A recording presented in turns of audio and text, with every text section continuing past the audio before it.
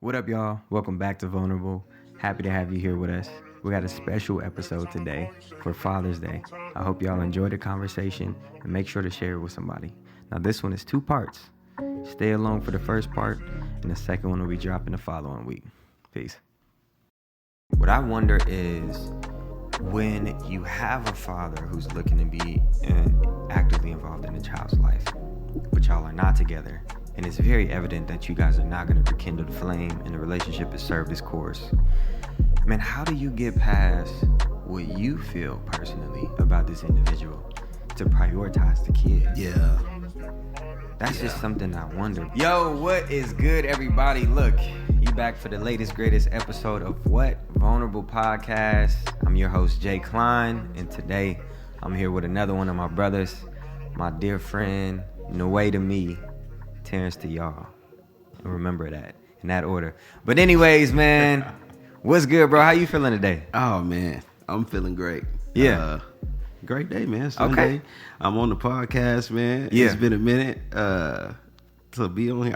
I've been waiting. Yeah, because I didn't ask you 49 times. Yeah, I answered. gone. I answered 49 times. Yeah. I said yes 49 Yeah. times. And we didn't reschedule so many times, y'all. You know what I'm saying? It's cool. He was acting very black, but we got it together. Not very black. I am very black, but it's all good. It's all good. Yeah. So I know that people want to know more about you, where you from, who you are, all the things. Let's start with first. Where are you from? Born and raised. You know, slight family origin. Gotcha. We'll go there and then more questions after that. Okay, cool. So, born and raised Austin, Texas. Yeah. That's my place. That's Yeah. my city. That's my town. That's Okay. my everything. Yeah. Let's see. My mama. Yeah. They live in Smithfield, but Okay. obviously everybody is from here, Yeah. Austin. Yeah. My dad's side, they from Hallettsville, small little town. Okay. That's still so- in the Austin. No, so that's Okay. like more, I guess, closer to Houston, I would say. Okay. Okay. But it's like 2 hours away. Okay. Like 2.5 hours away from Okay. Austin. Okay. Don't ever go there. Yeah. Yeah, I skip over that because Wow. that place is just. Not that it's a bad place. It's Yeah. just a small town. I grew up in the city, so Okay, Like okay. my mom was raised like in the country too. So like my dad Okay. was raised in the country. My mom was Define pretty much country raised in for the me, country. though. Country Define. like literally like when you say Texas, where people not from Texas, Yeah. what they think. Okay. Essentially, like, okay, y'all, you got horses, and y'all got it's for real though. Like that's pretty much like Dang, hay weeds just. straight up, not even lying. Oh, on the Wow. other side of the tracks, when people talk like that, Okay. that's Okay. what Go I on would- down yonder. Give me Yes, some milk. literally, literally, bro. Yeah. Okay. So like, Okay. yeah. So like, if I go, that's both of my sides are Yeah. like that. Yeah. And I just happen to be raised in the city. Got you. But yeah. Okay. That's cool. Okay. So school, work, all the early beginnings, was that just all planted here in Austin? Did you ever leave the state? Like, let us know more about that. So, man, it was Austin, everything. Okay. I moved to Pflugerville. Okay. But that's still, Yeah. it's a suburb of Austin. So Right, It's right. not nothing crazy. Then we moved to Manor, Yeah. which is also a suburb of Austin. Yeah. But then after that, I went to the military. So, Okay. I was like 19. Yeah. So Yeah. 19. So you was fresh. Yep. Yeah. I was a year out of high school because Okay. whenever I graduated high school, I'm like, I need to figure out like what I need to do. Yeah. Yeah. Like with my upbringing, I'm like, my Yeah. mama was very clear. Like, Yeah. we not doing this Okay. thug thing Yeah. or this like do whatever you want thing or like Yeah. bummy. Nah, she was Yeah. she was on me. So Yeah. it was very clear. I need to go do something. I Yeah. got to do something better with my life. So Yeah. that came into as far as the military. Okay. So Yeah. What was that experience like? I mean, the military is something that is not for the faint of heart for sure. no, Right? no, it's not. Yeah. And I decided to go to the Marines. So your boy crazy. Yeah. Like 'Cause I don't you know even anything know about like, the Marines. What? Man. It was funny though because Yeah. it was really a God thing though. Honestly, Yeah. Like God told you to go to the Marines. straight up, not even joking. Sheesh. Like Thank for God real, that he told me something else. bro. Like me and my grandma used to pray Yeah. all the time, like every day. Yeah. and do our little Bible study or whatever, and we Yeah. were just talking or whatever. Yeah. And like I know something like I was just telling her I know something God is telling me I need to do something like and it was serious and I could feel it. Yeah. And like I was working at Taco Bell at the time. Okay. And the recruiter just came in there to eat. What? He didn't come in there to recruit me, none of that. He just came in there to eat. And Yeah. I was like, hey, what's up, man? We just started talking. Yeah. And I went to the recruiting office and I was like, yep, this is what I know God is calling me to do. Wow. So, and then I went home, I told my mama, and she's like, no.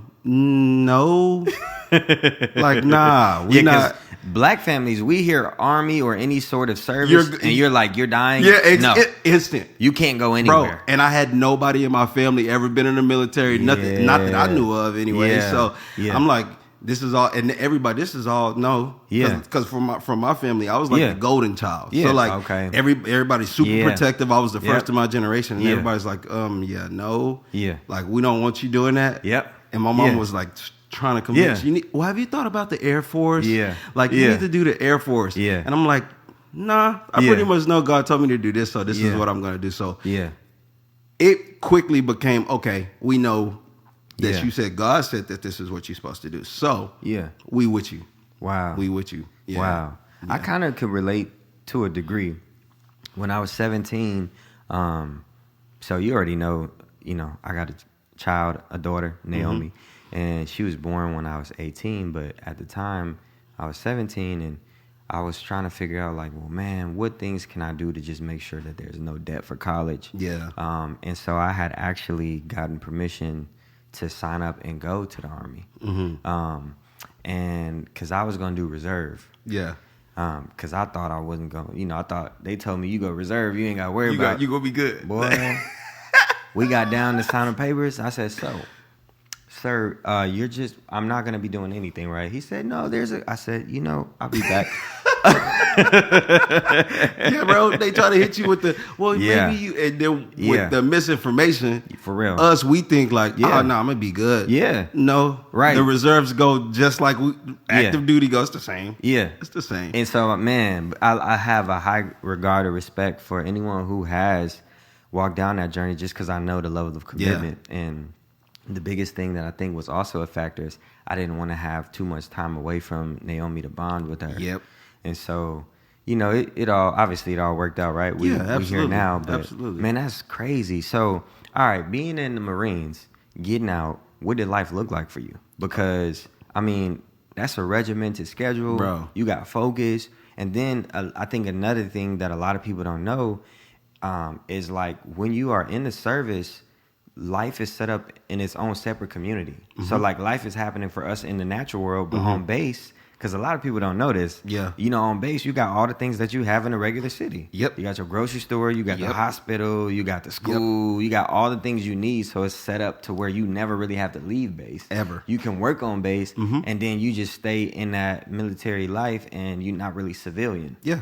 So like that being said, what was that like for you? Bro, it was a culture shock at first. Okay. At first, because I'm Yeah. like, I had never been, like, my mom is very, like, just talk to you. Okay. So, like, Yeah. the discipline is like, hey, you need to do such and such. And, Yeah.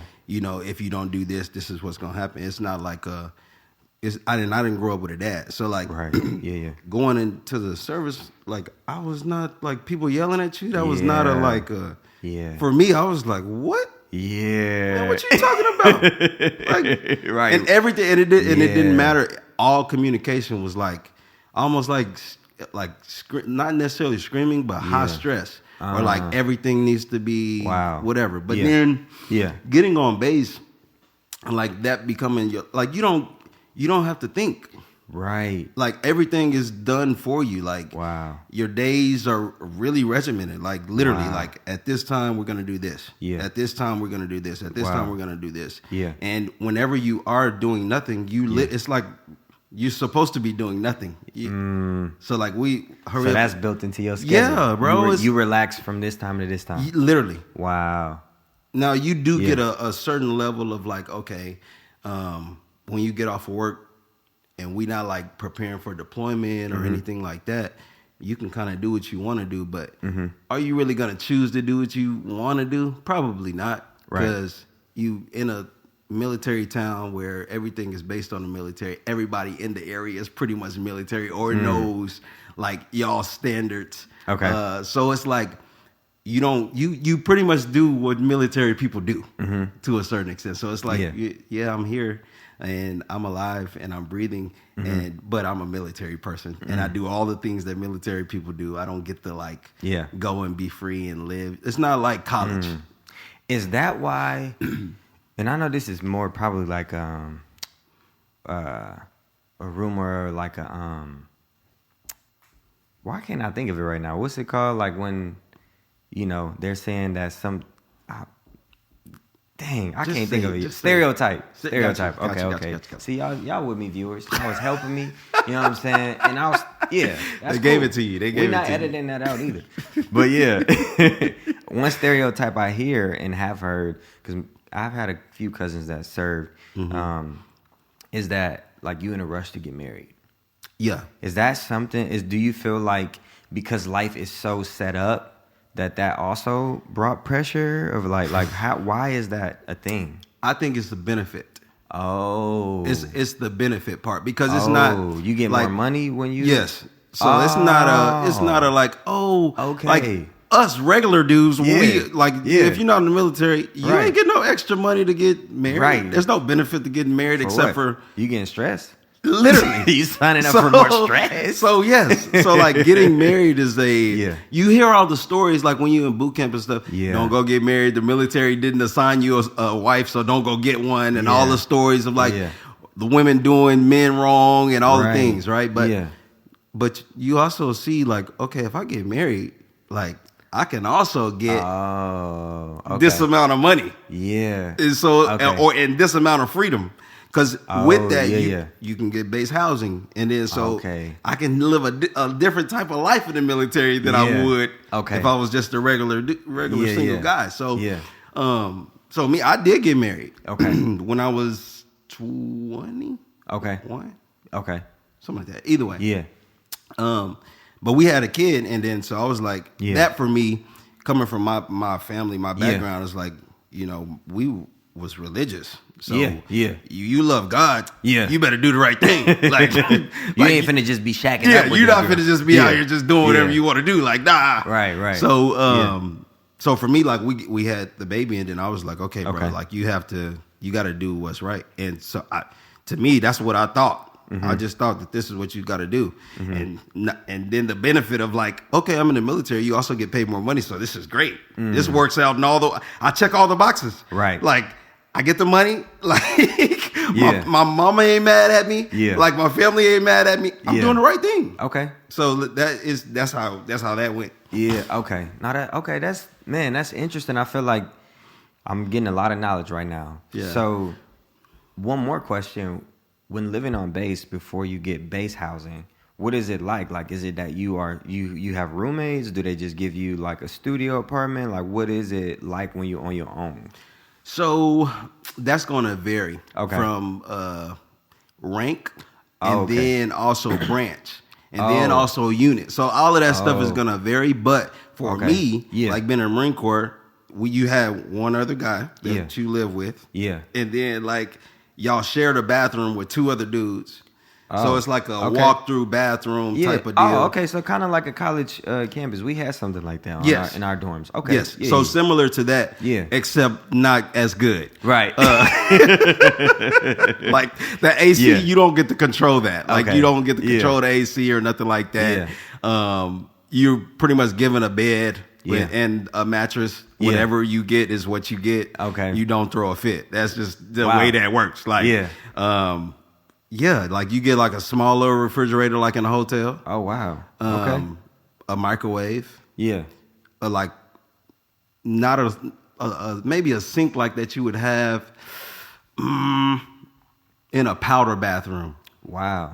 A gas station sink. Okay. Yes. Absolutely. So something like that. Yeah. And that's pretty much it. It may be necessity. Yeah, bro. It's maybe like maybe 300 square feet. What? Maybe. Let me see. Man, this room. Let's see. It's probably about the size of this room. Wow. Okay.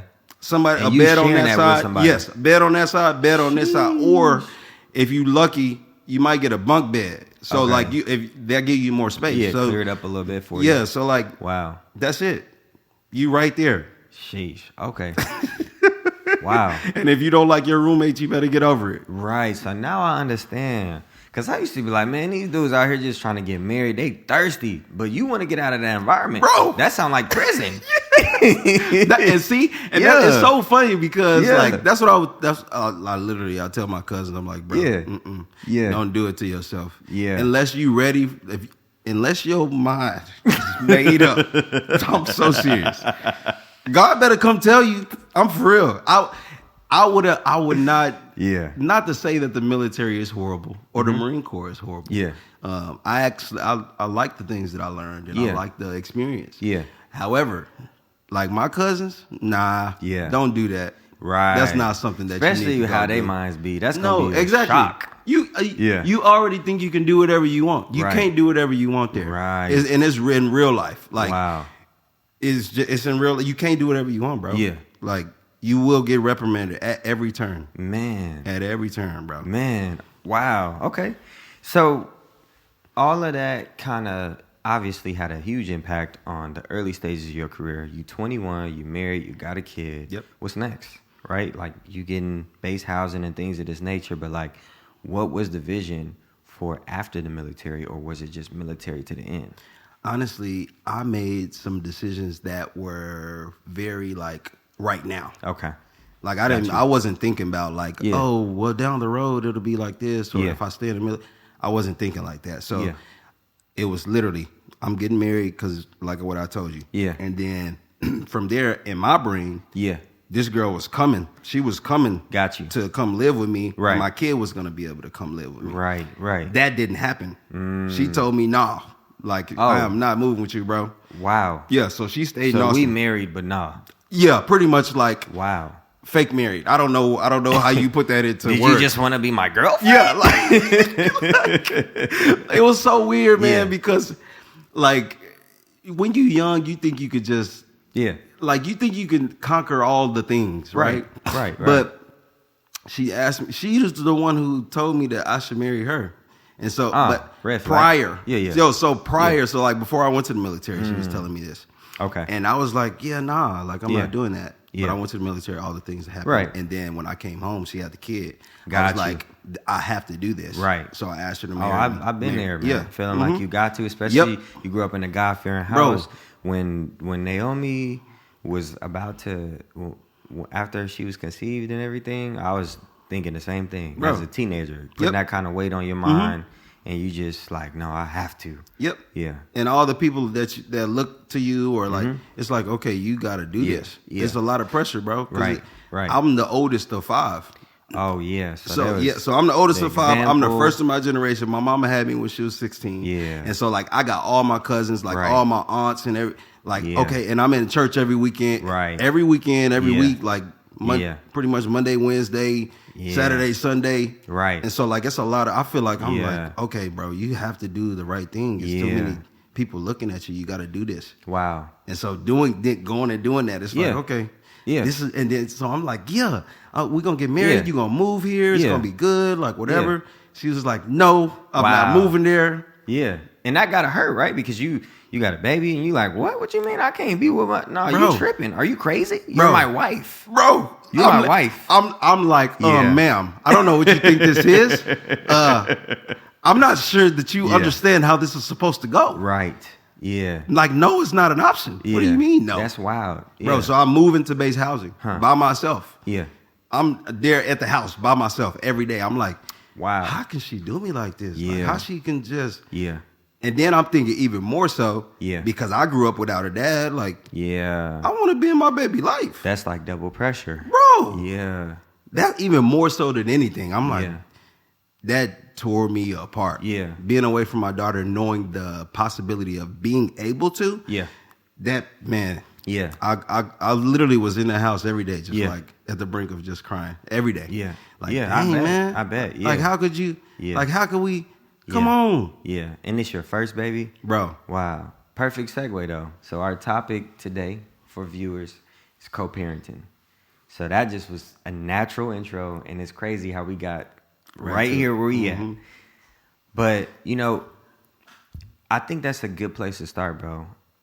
All those feelings that you just highlighted is something that thousands of men can relate to around the world, especially men of color, right? And I think a lot of the times, something that I've noticed, and definitely want to hear your perspective, is like, here it is, you're trying to do it the right way, right? You like, I'm trying to be married, I'm trying to do all the things, I'm trying to provide, I'm trying to give you reason to let you know I'm with you, we're together, and already you behaving as if like you can dictate to me what kind of parent I should be, you know? And so I guess my perspective is, from what I've seen, what I grew up with, right, is, you know, don't have no kids. Because if you have kids, you're going to have to pay child support. If you pay child support, you're never going to be able to see the kids because you're never going to have no money because you're always going to be at work. And then if you're always at work, you're going to hate your life. And then you're going to decide, you know what, let me just sell drugs instead because then they can't tax me on my money. And then I might be able to see the kid. You know, it's just a downward spiral, right? And I feel like a lot of the times the story of the mother gets magnified, and automatically we assume if we don't see the dad, that it's because he's uninterested or he doesn't want to be a part of that kid's life. Right? But here it is. We have someone doing all of the correct steps. I'm signing up for a career path. I already have a job. I'm classified in what I do. I'm saying let's get married, and I'm ready to take care of this child. And then you tell me no. So that should already let us know off rip. Bro. Marriage isn't the answer. Marriage is a great thing to participate in, but it's not the answer for parenting. That automatically shows us off rip. It's definitely who we choose to lay with. Absolutely. For men and women, because it's, you know, I think there's a misconception a lot of the times that men are just ready to have sex with any and everything. And most of the time we is, not gonna lie to you. But in some cases it's like both people consent to do this thing. And then you just not prepared to deal with the aftermath. So like how was that for you, being like, I'm on the opposite side of this, bruh, but it's still I'm a baby daddy right now. You know, what did that feel like, bro? Bro, I don't even know how to put it into words. The only thing I could relate it to, because I'm really close with my mom. And so I watched my mom do that. Be on that end for a long time. So like my sister and them dad not wanting to be a part of it, not wanting to pay child support, like everything you just went down, being a drug dealer, like all of those things. And her being on the opposite side, like, dude, I'm not asking you for your money. I just want you to be a part of your kid's life. Like, come get them. They want to see you. Show up for them. And so me, I'm like, okay, I seen my mama. Like, I know all the things that my mama went through and how she responded to that. I want to be exactly all the things she asked for. And so I'm trying to do all of that. And then you tell me no? Like, I don't even, dude, I'm sitting in the house like, just crying out to God, like, like, really? Like, I'm trying to do all the stuff. Like, the list, you gave me the list. I tried to check the list, like, heard you. It ain't working. It ain't working. I'm being met with nothing. Being met with nothing, bro. It's very much, it really made me understand, like, okay, don't none of that stuff matter, bro. Right. None of it. None of it matters. If you don't, and then it's hard to put into words. It really just is, like, and then our society doesn't play a factor for a dad that wants to be involved. Man, talk about it, bro. Society tell you that, oh yeah, like he's supposed to go sell drugs. Like he's supposed to not be there. He's supposed to be uninterested. He's supposed to like sit to the side. It polices you. You know, because when you go through all of these things to try to be involved actively in a child's life, and if you don't have a support system of your own, you will give up. So I understand why a lot of men don't come, you know, on the other side of it and see the victory of consistently pushing through, because here it is, you got this person where the communication is fractured, right? And then the last interpretation you have of them is the same with them to you, right? Whereas like the last interaction you had, we obviously wasn't getting along. You know, you get on my nerves. I can't stand you, F you, whatever the case may be. And it's like when I see you with Smoke and you forget that our issues should not impair the kid. Nope. Like we're equally this kid's parent. And I think a lot of the times the way society depicts it, especially in our communities, is like the mother is the parent and you have an option to join her in that. You're a side piece. Yeah. It's like, first of all, you need both body parts for sex. Straight up. In most cases. I mean, we you know what I'm saying? Society's different now. You know what I'm saying? You know, you could 2024 a little different. Man, boy, you could just go get that thing dropped off, you know. But when I was learning that I became a father, it was the traditional method that I had experienced. Yes, absolutely. And so, like, that being said, you know, it's like you can participate in this act together. You can prepare for the child together. And then when the child gets here, they literally ask you when the kid is born. Like, you got to sign the parentage thing and all of this stuff, which is really overwhelming. Because if you're not married and you're not in a relationship where you planned to have this baby, the baby's born, and 10 minutes later, they coming in the room like, okay, sign this. Yeah, go ahead and do all it. And they're asking, is this the father? What do you mean? Is derogatory. If I was another male in here, if I look different, would you be asking that in front of my face? And it was so crazy for me because this girl, she's not black. so for me, I'm like, ma'am, do you feel safe? And then I'm already telling you, I'm checking off all the lists. I'm trying to be this guy that's like, Superman. Like he does all the things, he does everything. And then still getting treated like, you're still pretty much the same. I'm like, damn. What does he do in the military? Right, does he clean restrooms? It's like, no, he's the scum of the military. What do you mean? What are you talking about right now? Did he used to be in there? Is he out now? Like, how did this happen? He's been in prison, right? Yes. For real. Yeah, no, I understand, bro, because it's like, and I think those are the things to where, even in that regard, you know, my dad, all of my siblings are from my father. And so, like, I grew up having to see when I was going to be able to see my siblings, depending on how the mothers were feeling. Right? And so, you know, I never interpreted that kind of reality for myself. I just kind of thought that's the way it was. So already being brought up into a dysfunctional environment, and I'm sure that's not what he wanted for himself either. And, you know, one thing he always used to tell me was don't have no kids till you get married. And, you know, you don't necessarily process that. No, you don't know why he's telling you You're that. like, listen, man, you got all them kids. For real. You know, and sex is very real. You know what I'm saying? 17, 16. You know, sex. You're like, sir, maybe you didn't use contraception, but I am. I know what to do, buddy. Right. Obviously, in the 1800s, you guys were just out here barebacking back in your day. Like, for real. For real. So it's such a huge gap, right? And that becoming a reality for you. And so I think for me, man, a lot of those realities became real when I got to see, no matter how compliant you try to be, no matter how polite you try to be, man, if that person hasn't resolved their issues with you, it's not going to be smooth. And and it's difficult, right? Because I think as a father trying to be involved actively in your child's life, one thing that I think you experience a lot is like when you're trying to be a good man is, dang, do I even say anything to my kid about this behavior? Or like, dang, you know, like you're trying to do a lot of sparing of the other parent. And then it causes you added stress because this person's pissing you off. You're trying to respond to that healthily. You can't respond to that healthily. And then if you have another spouse in your life, you're also trying to figure out, okay, how do I let my spouse know I'm choosing you at all times? And this person, you know what I'm saying? And then this person's methods, you don't even recognize right away. They're trying to impact your household through their behaviors, and you don't even see it that way. Then the next thing you know, you fighting with your current spouse. Easily. You know?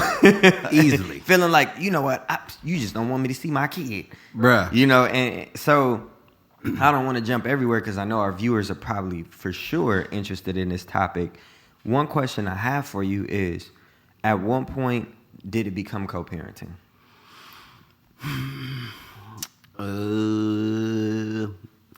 Honestly, no. Not from what I know now. Yeah. I don't think I've ever successfully co-parented. Okay. With the mother of my firstborn kid. Same. To this day. Yeah. Like I can't. We can't even talk. We got the email, bro. and then those be so hit and miss. It's like, man, I'll email, but I don't know if you got it, man. So like it's. Yeah. I don't. Yeah. If in the what I know now as co-parenting, I don't think I've ever successfully co-parented with her. Wow. Not one time. It's I can relate to that, man, because I feel like, and this is just something I wonder. I wish right now that we had a woman in the room that is co-parenting, so we could get both perspectives. Yeah. Viewers, if you're watching this and you're a single mom or you can relate to the story, I would love to see y'all comment or maybe DM us about what it's like. But what I wonder is, when you have a father who's looking to be actively involved in the child's life, but y'all are not together, and it's very evident that you guys are not going to rekindle the flame and the relationship has served its course, man, how do you get past what you feel personally about this individual to prioritize the kid? Yeah. That's just something I wonder because, you know, for me, it was a pretty, like, obvious choice. Mm-hmm. Either I could fight with you forever, or we can raise this kid. Yeah. And we can and we can do it in a manner that's respectful. Mm-hmm. We can do it in a manner we don't even have to communicate that much. Yep. You know, and our communication could strictly just be, hey, so she got an appointment on the 3rd. Are you gonna take her or should I take her? Yeah. You know what I'm saying? Hey, they got practice. Are you able to go take them this week? Because this week I'm slammed at work and da da da da. Yeah. But I think the problem is, okay, speak to me, Lord, is I feel like even with and I'm not saying this is true for everyone, even with the notion of what co-parenting should be, essentially what we're asking for is, Lord, can we have the communication of marriage without it being married? Bro, that's exactly what you're asking. Yeah. And if you are married, it's going to create a whole... if everybody's not understanding of what we're trying to do, you're going to run into a whole lot of problems. Man, that's why the Bible... Dang. Bro, the things God be telling us is so evident, because when he's saying things like, you know, you shouldn't pretty much... And I'm paraphrasing for those of us that may not be as familiar with the Bible or it's not guiding our life. One thing I'll say is when you're reading the word, you're encouraged to not have a relationship outside of marriage. Mm-hmm. And people preach that for generations and generations. I'm not pushing it in the same way. Yeah. What I can say is I understand God can be very logical with that sometimes. Yep. He's like, hey, man, you shouldn't do that because of the repercussions of it. Mm-hmm. But we just thinking like, listen, I got sex anytime I can have it, when I want to have it. You know what I'm saying? And we good. We working this thing out. We live together. You know what I'm saying? And this is, if you live together with your spouse and y'all not married, this might be something for you to consider as well. But even when you are participating in all the behaviors of marriage, but it's not a marriage, or you in a deep consensual relationship with this person and y'all have sex frequently, children are a very real possibility. And if you have a child and then you begin to realize like, oh, I have to raise this human with you and I don't even fully understand or know you. Mm-hmm. There's going to be some fractures in communication here, and it might not last. Mm-hmm. And if it doesn't last, we probably should not have done this thing. 100%. You know, because it makes sense. He's just like, bro, you shouldn't cohabitate with another person. Yeah. Because then you're going to deal with the problems of marriage without a person you're never going to be married to. Without that commitment. You know what I'm saying? And then if you choose to get married, now you have to carry this load along with this other load. So it's double. Bruh. I'm talking about putting it on your back. You know? Put that thing on your back. And if you want to feel pressure, do that. Yeah. That's not a smart thing to do. But but that's why I can reason with when guys are trying to do the right thing. Yeah. They're trying, and they're met with, well, nah, I'm not doing that, or like you're less than because you're a dad, right? Or whatever the case may be, and they're trying. Yeah, I can reason with like, okay, well, I'm gonna just give up, right? Because giving up is easier than me actually like trying full fledged, and I keep getting met with no. Yeah, and I remember, like especially early on, like I didn't have nobody to talk to because nobody was doing what I was doing, right? So like I'm here, all my stories, come from women. Right, and because women are normally in that situation. Yeah, hey man, like I'm trying. He not responding to me, or he not trying to help me, or he not whatever. Yeah, I'm a guy, so like I'm like, yeah, I get what y'all saying, but like I'm the dude that's trying. Yes. So like y'all not helping me, and all the like, well, I don't understand why she's doing what she's doing, or I don't know.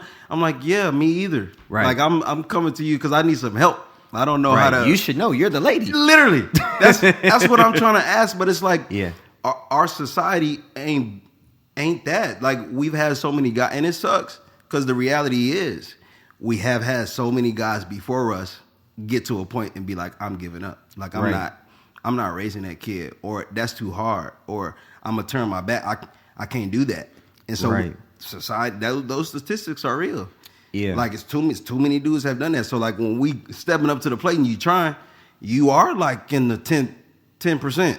Yeah, it's not a lot of dudes out here trying to do that. Man, that's so true, bro. And it's crazy because even not to keep harping on this, but like regular people give you this advice. And I believe it stems from biblical advice, but just regular people will tell you like, yo, hey, that might not last, bro. So, you know what I'm saying? Be careful. Or the first thing parents say to you is, if you're having sex, wear protection. Yep. You know what I'm saying? All of those things that they're telling you because they understand the repercussions. So when we look at life, the fact that sex ed has to be in schools should already let us know that we're no like, giant when it comes to defeating our normal biological desires. Yep. You know what I'm saying? Yep. So it's natural for you to have desires for the opposite sex. It's natural for you to want to procreate, right? Just because of how we're designed. And so when you get in these situations where you're having these thoughts, or you might even find yourself heavily attracted to someone, and you end up in a long-term relationship, like really consider what it would look like to have a family with that person. Yep.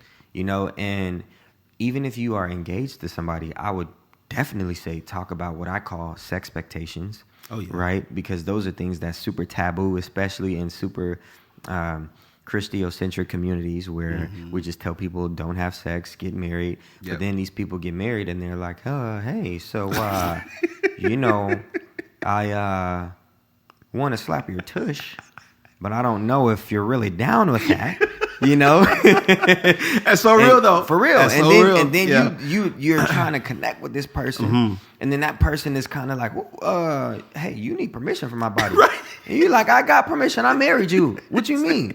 At the altar, you said me, you, me and you together. Yep, I'm you, me, we won. Let's make it. But if you have to go through that kind of a learning curve in marriage, dude, how much more challenging is it for people when you trying to do things outside of the confines of marriage? That's a tough thing. You know what I'm saying? And then you trying to have a kid with this person, or you move together and you get together because you think it's going to be easier. So it's like, all right, cool. We can both knock out this rent. We can pay bills, da-da-da-da-da. But then you're going to realize you don't like things about this person. Yep. That when you're not married to them, there's always an out clause. Yep. And man, even when you married to people, even when you married, you know what I'm saying? Even when you married, you find yourself having petty arguments, talking about, I'm done with this. Oh yeah, I'm just shut up. You already left in your brain. Yeah, I'm about to go get this apartment. Like I feel like I think that's how we do that. I could go back to my mom crib. You know what I'm saying? I'm good for about 3-6 months. Right. Bro. But if you can have those kind of thoughts, as a person who is in a committed long-term marriage, I can only imagine the kind of weight that people are put under when they get in what they think is a monogamous just relationship, or even when people are in that kind of relationship, they get engaged, and then you still like are forfeiting a lot of the opportunity you would have to just get to know this person at a higher degree because you're living together, so you're already comfortable. You're already like you're not holding them to a high regard, and you're not pursuing them. That's what I'm trying to get to. The same way that you would pursue them prior to the marriage. So all that background to say, when we have all of these, because I feel like blended families are for sure a thing now. I don't even remember if this statistic is current, but I feel like it was a statistic out there that said it was like 68% of marriages in today are like blended families. Dang. Because, I mean, that's the current disposition of our world where we have so many people who have had kids before long-term marriages and it wasn't successful, or they were in a marriage that they thought was going to be long-term and it wasn't successful, and now you have these kids and you still go through those same problems. Yeah. So I guess my encouragement today and my curiosity leads me to like, man, how do we encourage men?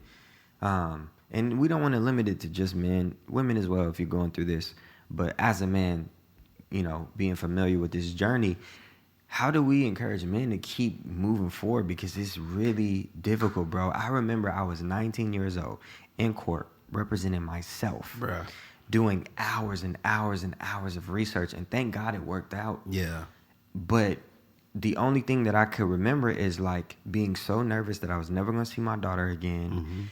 Dealing with this false guilt that didn't belong to me of like, oh man, am I being mean to the other parent? Yeah. It's like, no, I'm not being harmful. I don't wish harm upon you, but we don't effectively communicate. Yeah. And we need someone else to weigh in because we're not going to see eye to eye. So we need to stop fooling ourselves thinking that we're going to get to the same place because we're not. Nope. And it's okay. You don't care for me. I'm feeling the same way about you. And you know, you might not, if you even really sit and think about it, they might not even know where that dislike is coming from. And that's for both parties, because sometimes it's the dudes that really hate on the women, right? And the women be trying to do it in a respectful manner. It's not always the women hating on the men. Sometimes we be petty too. Oh, it'd be a lot of the times. Oh, for sure, for sure. In my case, never mind.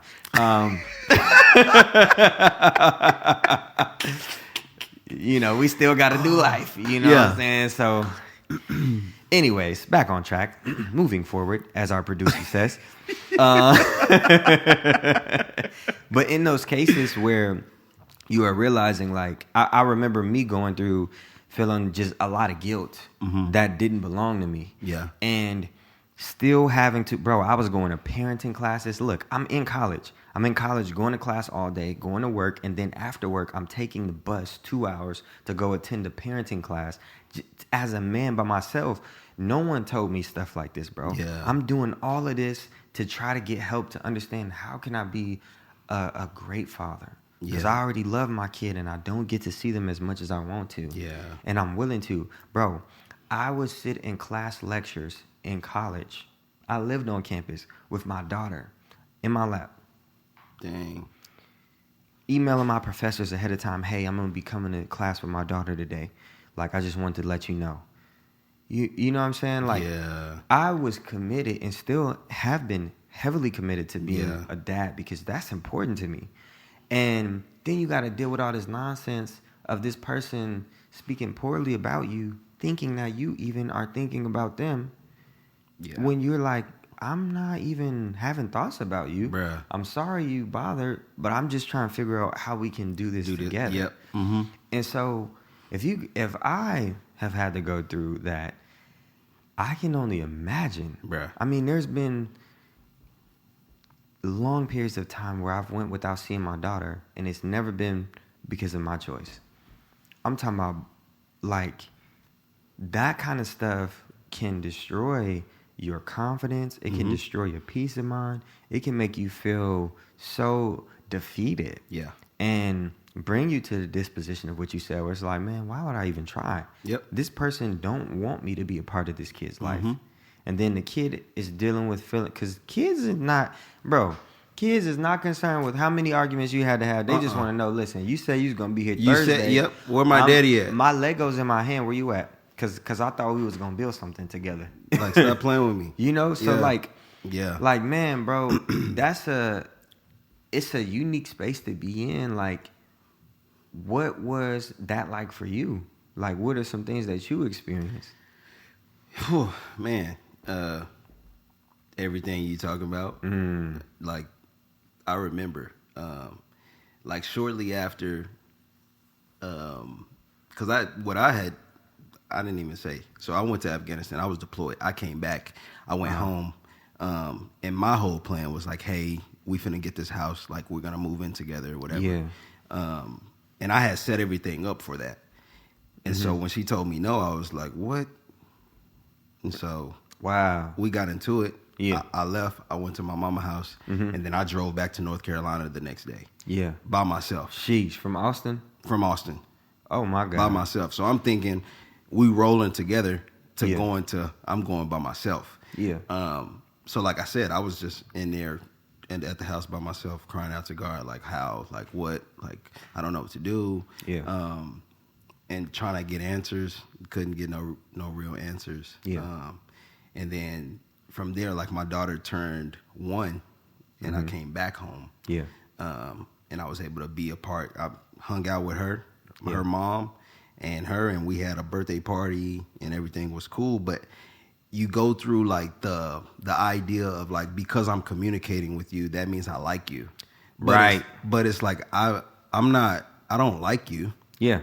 Like, it's not like I'm trying to treat you like a human. Yeah, I'm treating you like I would treat anybody, because that's what you do. Like, that's what you do. You're the mother of my kid. Now that's not a title, right? Because a lot of women get mixed up with like baby mama. That's a title, or baby daddy. That's a title. That means something. Not really. Like I treat you like well because I'm gonna treat anybody well. Yeah.